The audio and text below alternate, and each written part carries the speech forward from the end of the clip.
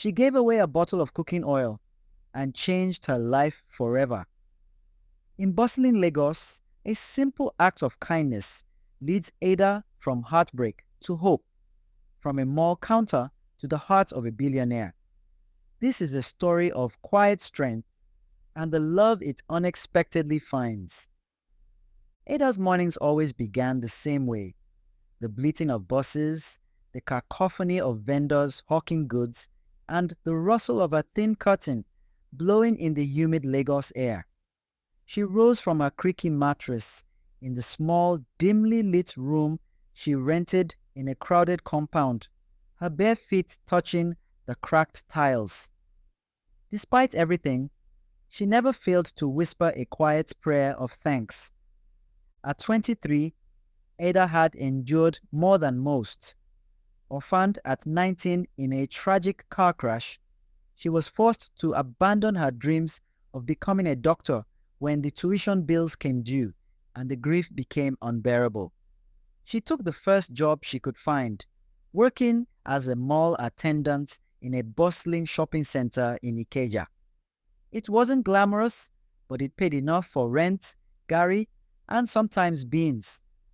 She wore a bright red apron and a tired smile each day, helping customers with shopping carts and giving directions, even as her heart ached from loss and exhaustion. Her colleagues liked her.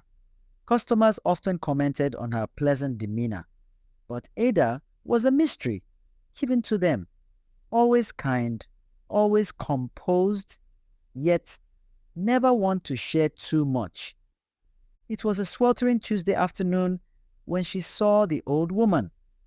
The woman wore a faded Ankara blouse, her graying hair tied back with care. Her hands trembled slightly as she struggled with the shopping basket. Ada noticed her pause at the cooking oil section, clutching a small bottle like it was gold. Ada approached gently. "Mama, do you need help?" The woman looked up, her eyes warm but embarrassed. "My child, I didn't bring enough money. This oil is for my evening meal. I will return it." Without hesitation, Ada took the bottle and scanned it with her staff ID. "Don't worry about it, Mama. Consider it a gift." The woman's eyes filled with tears. She placed a trembling hand on Ada's. "Thank you, my daughter. May the heavens bless you." Ada only smiled, unaware that her small act of kindness had just shifted the tides of her destiny. Across town, Chidi Okonkwo was reviewing financial reports in his high-rise office. Calm and measured, he was every bit the successful CEO, tall, composed, and wary of flattery. Since inheriting Okonkwo Holdings after his father's death, he had transformed the family business into a powerhouse. But the spotlight held no appeal. He kept a low profile, avoiding social climbers and gold diggers with practiced ease. When his mother, Mrs. Teresa Okonkwo, returned from the mall, she insisted on speaking with him. "You must find this girl, Chidi," she said. "She helped me when she thought I was just another old woman. Her heart is pure." Chidi was intrigued, not because his mother often praised people, she didn't, but because of how moved she had been. He summoned Obina, his discreet and loyal bodyguard. "Find her," Chidi ordered. Obina returned days later with a file. Ada Nwachukwu, dropped out of the University of Lagos after her parents' death, currently living alone, employed at City Center Mall, known to be respectful, diligent, and humble. Chidi stared at her photo for a long time. There was something in her eyes, a quiet strength, a story untold. "Set up a visit. But I want to observe first," he said. Mrs. Teresa returned to the mall, dressed simply again, and greeted Ada with warmth. "You remembered me," she said, embracing her. "I didn't forget your kindness. Will you come visit me? Just for lunch." Ada hesitated. but something in the woman's gentle insistence made her agree. She arrived at the Okonkwo mansion the next Saturday, awestruck by the sprawling gardens and marble floors. She was ushered inside, where Mrs. Teresa embraced her like a long-lost granddaughter. After a simple lunch, Mrs. Teresa tried to give Ada money and a gold bracelet. Ada refused, gently but firmly. "I didn't help you because I wanted anything in return, Ma. I was just being human." Behind the column, Chidi watched, and in that moment, he felt something crack open in his heart. Days later, Ada was called into the mall office. Chidi was there, in a crisp navy suit, flanked by Obina. "I'm Chidi Okonkwo," he introduced. "My mother told me about you. I'd like to offer you a position as my personal assistant." Ada was stunned. "Sir, I I don't know what to say." "You can think about it," Chidi said. "It comes with housing, a competitive salary, and support to finish your education. No strings attached." Ada looked at him, searching for insincerity. She found none. She accepted. Walking beside Chidi was surreal. He was respectful, brilliant, and quietly protective. Ada quickly adapted to the demands of his world, managing meetings, organizing schedules, coordinating events, and Chidi, in turn, grew to rely on her presence. She calmed storms before they erupted. She never asked for praise, and she never lost her humility.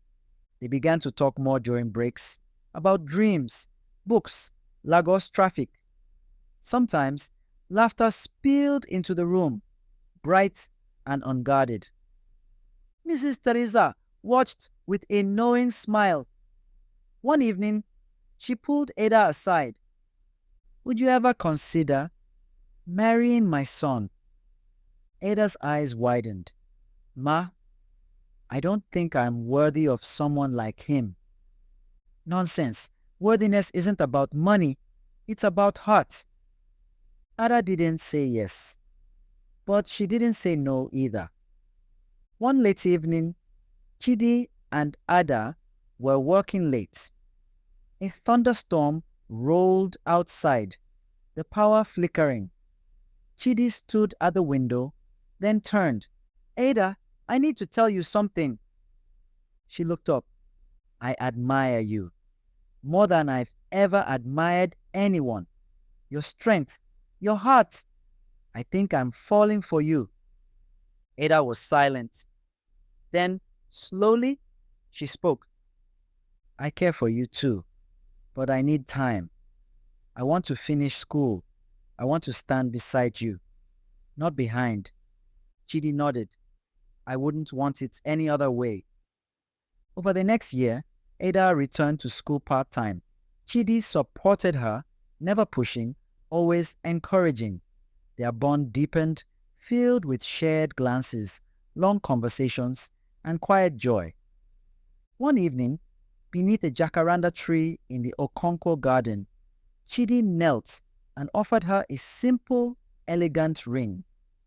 "Ada, will you marry me?" Tears filled her eyes. She smiled. "Yes." Their wedding was intimate, elegant, and filled with laughter. Mrs. Teresa wept openly.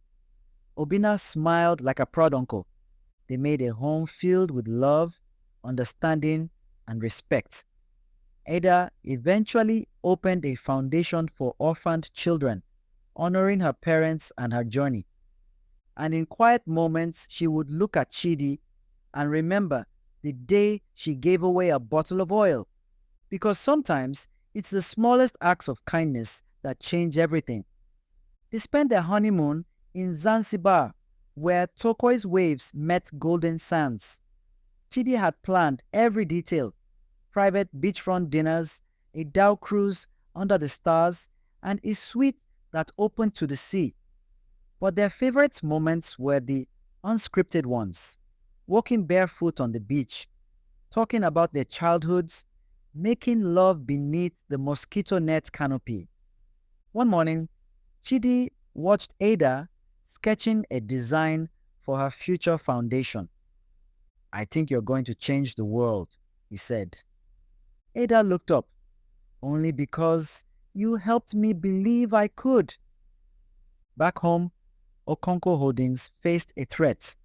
A board member, Chief Lawson, was attempting a hostile takeover using a legal loophole. Chidi kept Ada informed, trusting her insights. She quietly worked behind the scenes, gathering data, finding inconsistencies, and presenting it all in a clear, irrefutable report. In a tense boardroom meeting, Ada spoke up. Calm, clear, and brilliant. The board listened. Chief Lawson was voted out. That night, Chidi kissed her forehead. "You saved the company."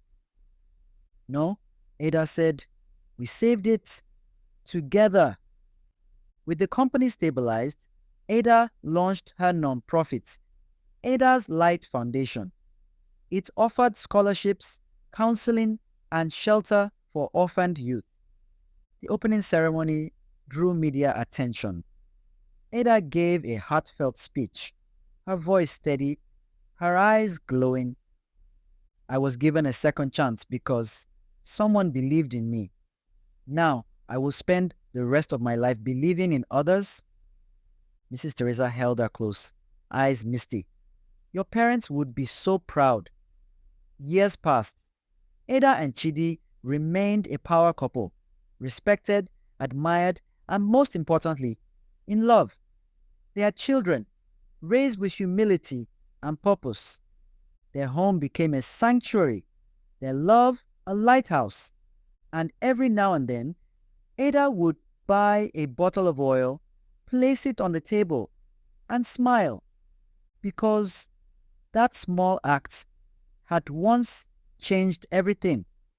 And it always reminded her, quiet strength is the loudest legacy of all.